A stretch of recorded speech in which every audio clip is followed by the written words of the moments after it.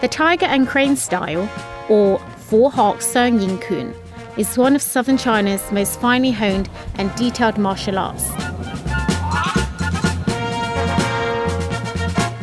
Developed into the second treasure of Hong Kong's three treasures by the greatest of all China's real-life folk heroes, Wang Fei Hong, a direct descendant of those who survived from the burning of the Shaolin Temple. He is also the most portrayed character in film history. Some may attribute the tiger and crane form to the mythical founder of Hong Kong, Hong Hei-gun, but it is without doubt that it was structured as it is now known by Wang Fei Hong.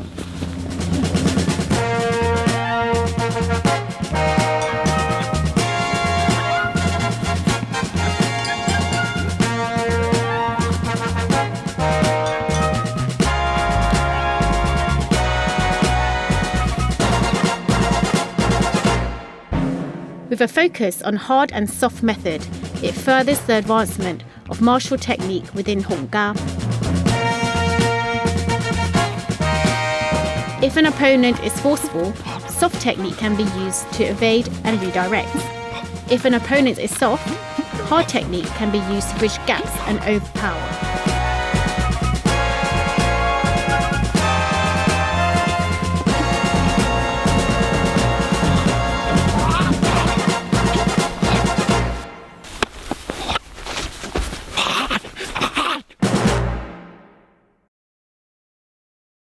Okay, Sifu, I've been training my Fujiao tiger claw techniques. What are the main benefits of doing that? Okay, basically, the tiger claw is you can use it as a strike. For example, if you attack me, this can be a strike. Go for here. Okay, but one more benefit is I can use it for takedown as well. For example, if I attack here, right? Let's say you tense your neck in here, I can use here to go down. Right? So basically, on top of my attacking, I can change it into a takedown and change it to a claw, maybe claw your skin, claw your skin, or using it as a takedown. So this means I got a few options after I perform the technique. So this is one of the benefits, in tiger claw. It's not just, just show people, oh, I got a nice tiger claw. It's actually have the application as well. Understand? So am I answering your question? Yeah, thank you, sir. Very good, you're welcome.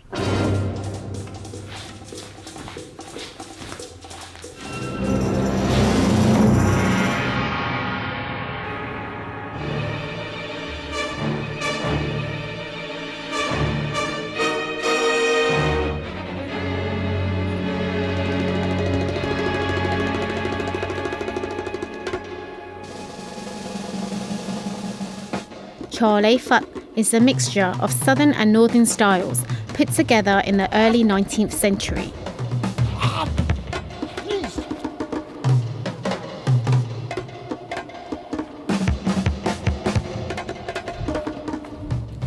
This particular form of choreographer is called sabji mui fa kun, which basically translates as cross-pattern fist, as the footwork moves in the shape of a cross to allow the practitioner to attack and defend from all different directions.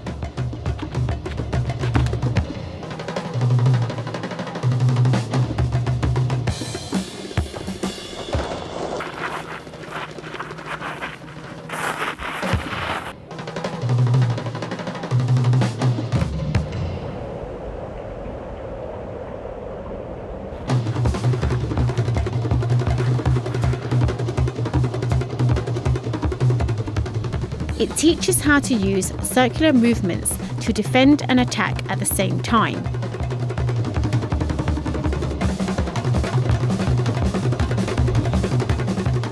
This form was passed down from the Lao family, including the recently deceased Lao Galo.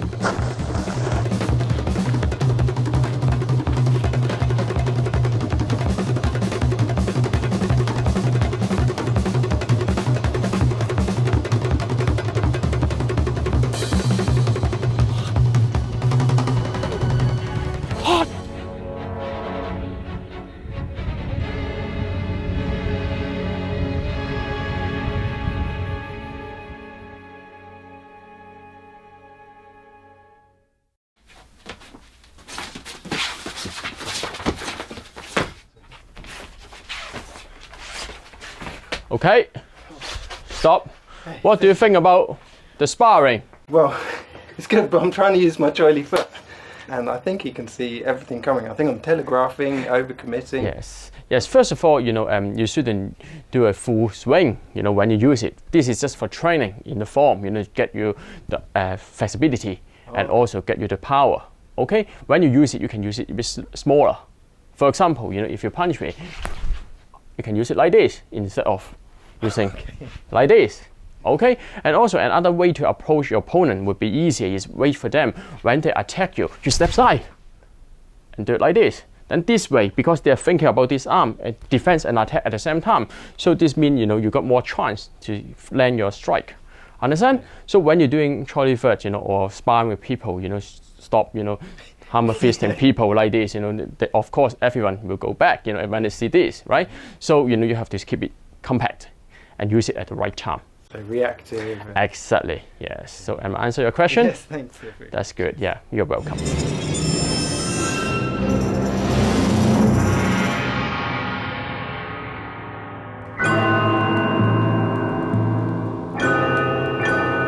Shaolin martial arts flourished in the southern Guangdong province of China before spreading roots throughout Hong Kong, Southeast Asia and the Chinatowns of this world, following some of the 20th century's great revolutions. Over 100 years before this, within Guangdong, there were said to be 10 greatest practitioners of varying martial arts, known as the 10 Tigers of Guangdong. Premier amongst these was a man called Tit Kiu Sam. Heralded as creator of one of Chinese Kung Fu's most advanced and yet least understood practices, the iron wire fist.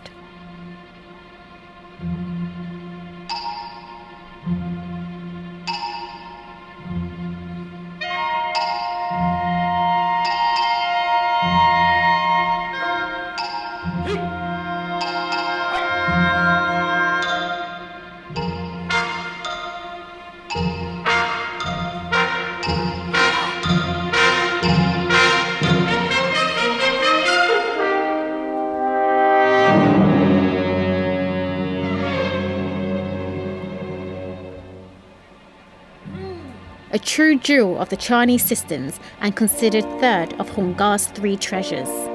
Hung Gar's practices begin as external with hard conditioning before working towards the internal. The iron wire fist, or Tit Sin Kun, focuses on breathing and internal development. Once an understanding has begun, the practice can be put back into all systems that have come before it. It provides the strongest engine for all physical movement, allowing the body to ground or release itself when need be, or generate precise power for any situation.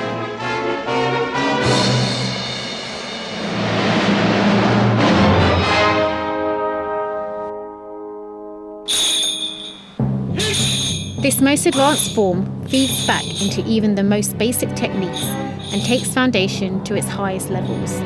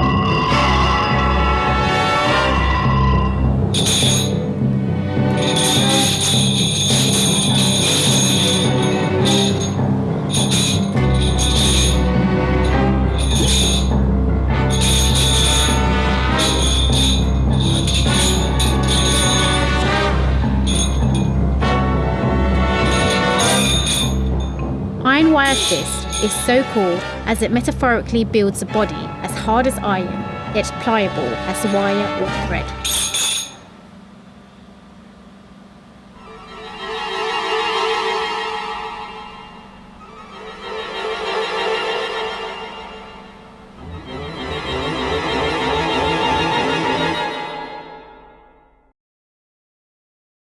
So, as well as practicing the gung ji, which I understand, fighting, Yes. applications, Yes. what you've been showing, but I'm also practicing the tidsin a lot, but I don't really understand why I'm doing. What am I doing there? Yes. Okay. Basically, the first two forms, in Hongga, the Gongji and the Tiger and Crane, they give you some external training.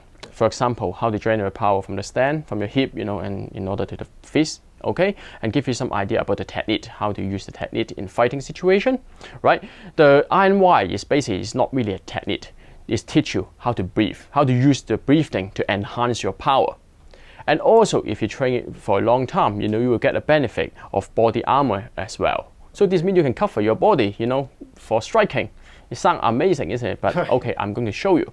Okay. For example, in here, you got some pressure point on the collarbone.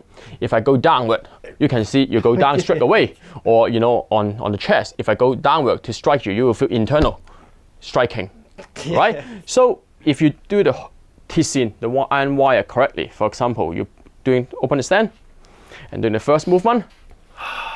Okay, right? So in here, basically, you compress your chest downward, right? So when you breathe out, you compress your chest downward, you cover the meridian on your chest.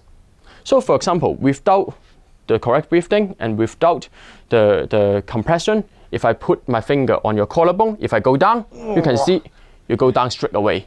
Yeah. Also, I can strike here as well, right? This is going internal as well, right? But if you through the correct training and the breathing, I push you, no problem. It doesn't matter.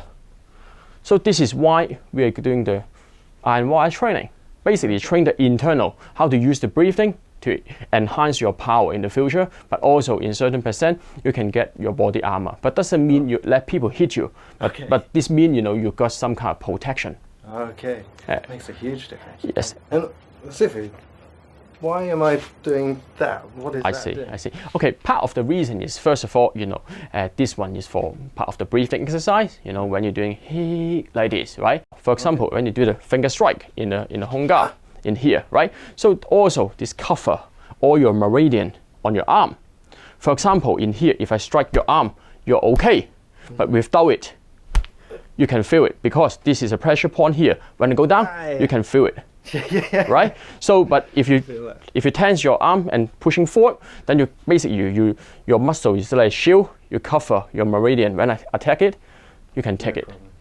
Okay, so you understand why we're doing the iron wire now. Really understand that when you feel it, for sure. Yes. Okay, am I answering your question? Yeah, massively. That's good. Thank Okay. you. Ready? Yeah.